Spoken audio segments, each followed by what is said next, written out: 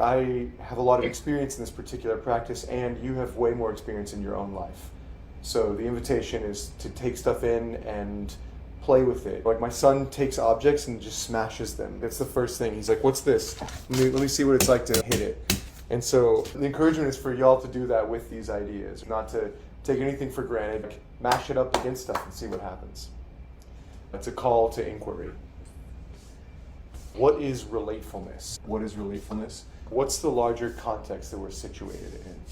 I'm going to list some things. Then I'm going to explain them and maybe give some examples. It's going to be nice briefly to say, what is it not? So we'll do that as well. Okay, so one thing that relatefulness is a pointer or a construct. Another thing it is a set of practices. And we can say more about what practices, what set. Practices for what? Practices for getting better at guitar? Obviously not. The rough, short answer is for more truth, more love, and where those get together. But I think we can get more specific as well. The next thing is a kind of evolutionary collective. You could also think of it as a community or an ecosystem. But I like saying evolutionary collective because one is not static, it's dynamic, it's changing. And I like saying collective versus community because there's a greater sense of it being multiple. There's a bunch of overlapping communities. The Monday night people is like one community that's part of the studio community, which has some Monday night people and some non-Monday night people. There's people online that form a different part of it. So it's more like an ecosystem. And not all of the ecosystem is even related, right? There's other circling, there's other people that we've trained and certified that go lead their own stuff that's part of relatefulness as well. And I think this is good and healthy and happy, and this is like the way that I think good communities form, but it's like, yeah, it's too easy if we put that label. For me often means only us, and there easily gets an us versus them. So I'm calling it an evolutionary collective. And then also it's a method, which is similar but different to practices, right? Like in the guitar analogy, you practice your scales, and there's various ways you can do that. So it's a practice of transformation or a practice of surrender.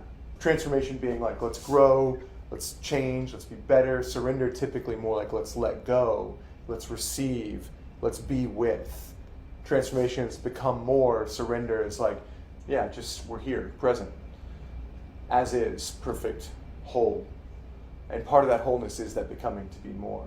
So this is a very specific method. This circling method trademark is very specific. It's written out in legal language of what it is and what it isn't.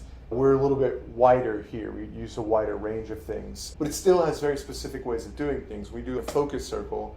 We're like, okay, what focus circling is picking one person, keeping our attention with them for a certain amount of time with a start and a finish. And we're being with what it's like to be with them. And we're not telling them to go do something different. We're not giving them advice. We're not doing therapy, any of that.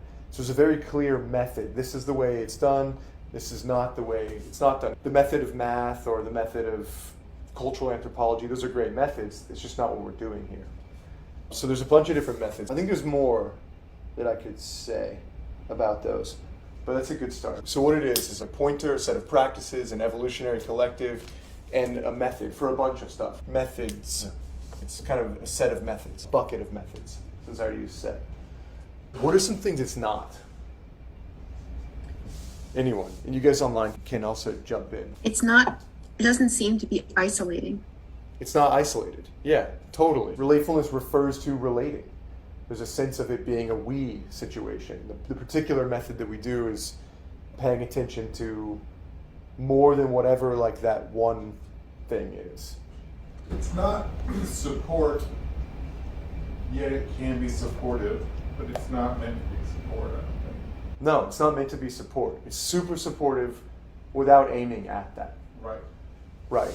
Another way to say that is it's not a healing modality. People tend to get healed, but it's a different thing. If I was like, hey, let's go do Rolfing, it's like actively, let's push our hands into your body and get energy release or whatever.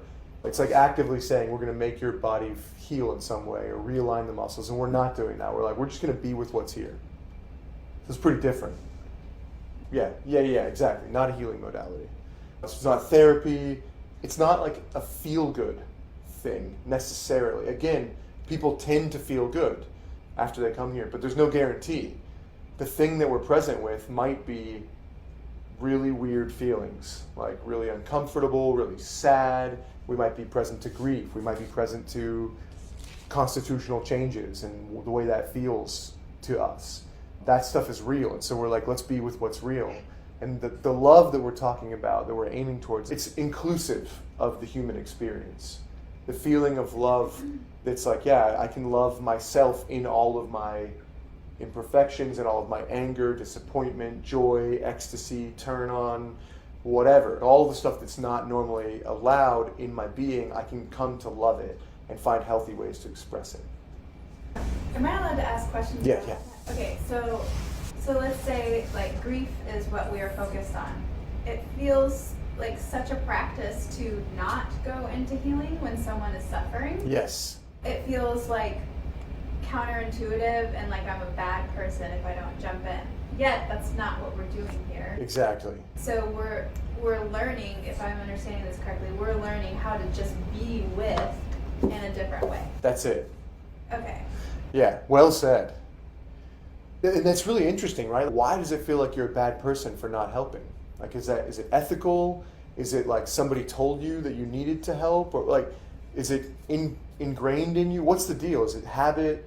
You asking? Well, yeah, for sure. But partly that's part of the exploration. Like, what is it? Okay. Moment to moment, right? Yeah. Yeah, for me, it's just like I've seen that so often in life where someone's like bleeding to death, or quite literally, or like different crazy things happening in life, and a ton of people just sitting there. And I'm like, hey, let's jump in. Like, but that's just not what we're doing here. Right. We're trying to develop a different muscle. That's right. Exactly. Okay. Healing is great. Like you said, sometimes people are bleeding and you need to like stitch them up. There's an appropriate time and place for this. But if we create a context where like, let's be open and honest and loving and vulnerable with each other, and then we just get in this habit of always fixing each other, suddenly that gets kind of associated with, you know how we should be good in relationship with each other is to fix each other all the time. And then you don't know how to be intimate without giving someone advice. And getting it, and there's all sorts of reasons why advice can suck, right? Sometimes people don't properly tune in or ask, like, well, do you even want to heal the grief? Are you actually bleeding? Or maybe you're not, maybe you're okay. Or maybe because it puts you in a one-up position. You're the coach now, the other person is below you giving your advice, and maybe they don't want that. Maybe that's not how you want to be with your friends or with your love interests. So we're training a different muscle because it tends to be much more useful for bringing intimacy with all it is. Relatefulness, you could say what it's pointing to is mindful relating. And in the same way you can be mindful of eating or whatever, what's your relationship to food? What's your relationship to that fence out there? There may be a fixing for the fence, but it's not for the fence, right? It's for you. If you go and fix the fence, it's not like the fence is asking you to be fixed. It's for something that you're kind of claiming. It gets much more clear when you allow yourself to pause that instinct to get clear what actually is motivating me to go change the world out there and to really claim it as your own. So that one, you're not disempowered or disempowering others and secretly trying to manipulate them to get what you want when it's actually about you. And two, you have an incredible passion. You're like, look, I want to change this thing, and here's why. And you're just totally honest and alive in it and not like making people feel like, a lot of times that fixing things makes people feel like the way that they are is bad, not enough, not okay. So we're like, actually, it's totally okay. And that could be super fucking intense. But what ends up happening is that you reveal all these crazy places of intimacy that weren't available before. Let's say Ben has a wall up. I can get intimate with his wall. I can feel its texture, what it's like for me, what it's like for him. I don't have to go push it down or run away. And that's super unique. Ben's wall is not like anyone else's wall. And most people either try to bust it down and penetrate and push through, right? We have all been that person, we've all had that happen to us. And it can leave us with vulnerability hangover, lots of self-judgment or whatever. Or we run away, we're like, fuck that, I don't want to deal with that wall, that hurts. So to have someone actually just stay there and be like, cool, like, you're not willing to share, no problem, what's it like? How's it to be here with us, unwilling to share, and have us stay with you? And here's what it's like for me. I feel scared. I feel scared that we're not going to be friends anymore. But I also realize that's about me. It's like it's so unique. So there's all these places that normally are like, oh shit, we got to fix that. That we're like, no, actually, there's a little bit more space. You can get intimate with people there. And then people tend to develop their own capacity to be with themselves in those spaces and have a lot more choice, a lot more freedom. Okay. Yeah. Is that helpful? Jordan, Good. Chris, what you got? Does relatefulness have rules? Good question. So it's got rules in the sense of there are things that it's not. It's got rules in the sense that physics has rules. The thing that happens with rules is that people lose aliveness. And especially when we're like, well, let's be present with each other. Let's be authentic. If suddenly there are rules to authenticity, we kill the authenticity. So we tend to shy away from talking about rules because they tend to kill the thing that we care most about. Almost a better way to say it would be structures. Like, are there rules to a building? Not really, but there is a physics that holds the walls together and like lets you go up and down the elevator.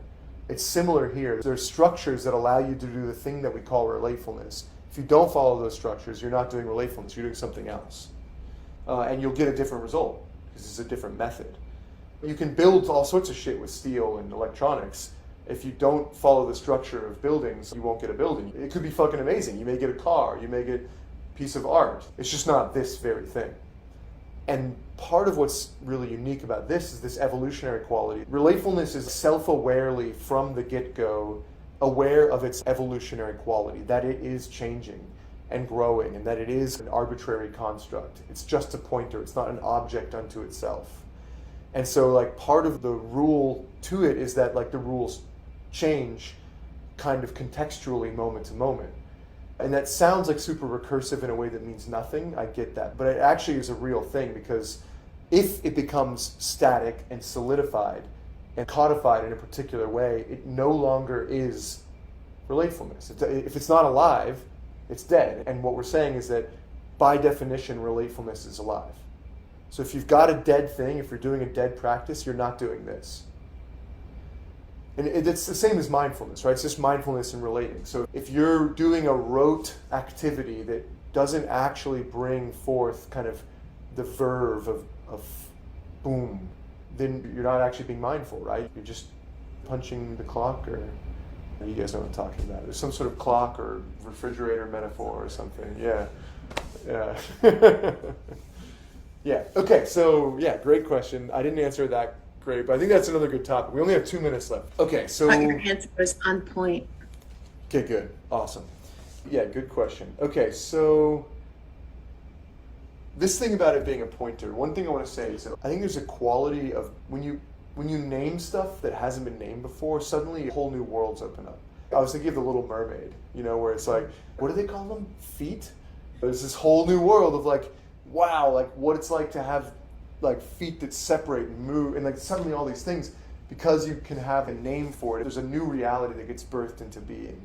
And so one of the things we're trying to say, and I think we're just being more straightforward about, is there's some magical thing that happens when, what is it pointing to? There's an experience of being kind of subsumed in a oneness that includes the many. A true relationship, there's a we that subsumes the I's while upholding them.